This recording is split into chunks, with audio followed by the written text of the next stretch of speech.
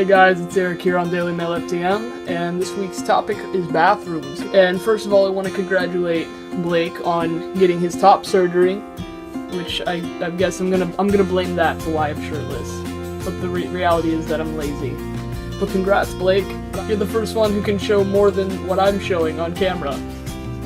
Anyway, this week we're talking about bathrooms, and I have quite a few funny stories about this because it's been something that I have found very difficult to navigate, even though I don't pee that often, which is weird. Like, I hardly ever have to use the bathroom, but when I do, of course, it's when I really don't want to need to use the bathroom. I remember the one time when I realized that I needed to start using the men's restroom was at a Buffalo Wild Wings. I was with my mom, and obviously my hands were all messy and didn't like it, so I was going to go in the bathroom and just wash my hands. Well, I went into the women's restroom because my mom was throwing fits about me even thinking about going into the men's. So I went into the women's bathroom and was washing my hands, and I looked up, and this little, 8-year-old girl had walked in, and she just sat there staring at me like this. She was just like... she just looked so scared, and she didn't know what to do.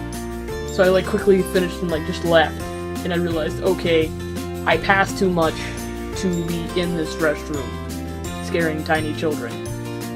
So I started using the men's restroom after that, and lo and behold, the next time that I really just could not hold it and had to go in public was at a Panic at the Disco concert, which was the most horrifying experience of my life, let me tell you. If nobody has ever seen the inside of a restroom at a concert, you are among the lucky.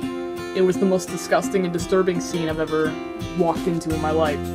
I walked up, and there were guys kicking in stall doors, just taking a whiz because all the urinals were full. And I was like, oh my god. So I went, and I found a clean toilet, which, trust me, there was only one. And I locked the stall because, God forbid, you don't. That could be very bad. And I just took my pee in the chaos and then just left. That was the first time I ever actually used the men's restroom, which was not the best experience. I probably could have done this at a better place, but it was good practice, I guess, for figuring out how they really work. There was probably 18 guys in the restroom at once, and nobody called me out, nobody said anything to me. They just kicked in doors or peed on urinals, and somebody was probably peeing in one of the sinks. I don't even know, I don't care. I got in and out of there as fast as possible. I could probably count the number of times that I've used the men's restroom on one hand, and it's always in emergencies where I'm like, okay, if I don't go to the restroom, I'm gonna end up in the hospital with an infection or something. So I think I once had to go in a Popeyes, which ironically I've never even eaten at a Popeyes, still to this day. Somebody else was eating there, I was just with them, and I had to pee. That was really gross. People need to clean up their bathrooms. It's a one-stall room. How hard could it be to keep up with the maintenance on that? It's the most difficult restroom that I find is using the one at school, because I'm terrified that I'm going to run into somebody that I know there, and I mean, it's a legitimate fear because there are a lot of people who do know that I'm trans at my school.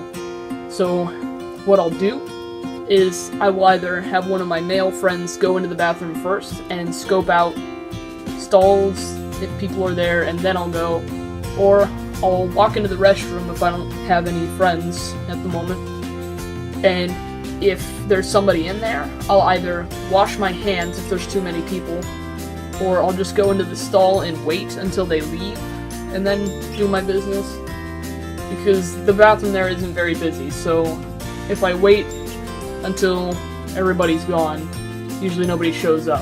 I think that's good advice for if you're really, really worried about using the restroom. Just walk in there, and I mean, if you pass, obviously, don't put yourself in a place where you could be in danger, obviously. Don't do that. That's bad. I don't really have a whole lot of experience elsewhere, trying to find a bathroom when you don't pass, because I've never really had an issue with passing. up until recently, ironically, even though I'm 3 months on testosterone now. Just walk in there, scope it out, and if you're worried that you're gonna get, like, bad things will happen, then just wash your hands and leave. Bathrooms are a circumstantial matter. You know, you could walk into one bathroom and be perfectly fine, just walk in there and use the stall and be fine. Nobody's in there, no worries, whatever. And then you could walk into another bathroom and be terrified. Try and find single-person bathrooms, because obviously then there's nobody that you have to worry about. A lot of places do have that. Let's say if you're out in public or something, look for restaurants. Restaurants usually have single-person bathrooms, except McDonald's. Do not go to McDonald's. They never have single-person bathrooms. I've never seen a McDonald's with, you know, just single use. I know Kentucky Fried Chicken usually does. If you're in the U.S., I don't know what all other countries have it. I don't know. Probably just ones with Kentucky as a part of their country. Obviously, Popeyes did.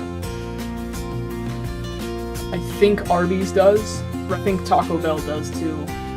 Most restaurants will have a single person, except McDonald's. So, go find a restaurant if you're out and about. If you're in an area where you can't leave, just scope it out, see what's there, and measure based on your anxiety levels and how safe you feel on whether or not you can go. And, you know, obviously whether or not going will result in you having a horrible infection. That's important too. Please don't get infections. That will make me sad. You shouldn't be afraid to use the restroom. Like, I hate that I even have to give advice on this, you know?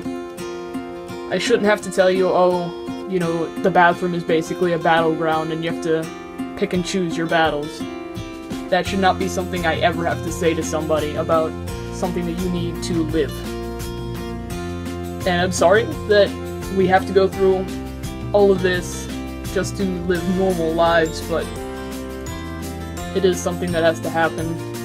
And if you want to try and use urinals, some good STPs, the number one that I've heard so far is EZP, even though it's like $200.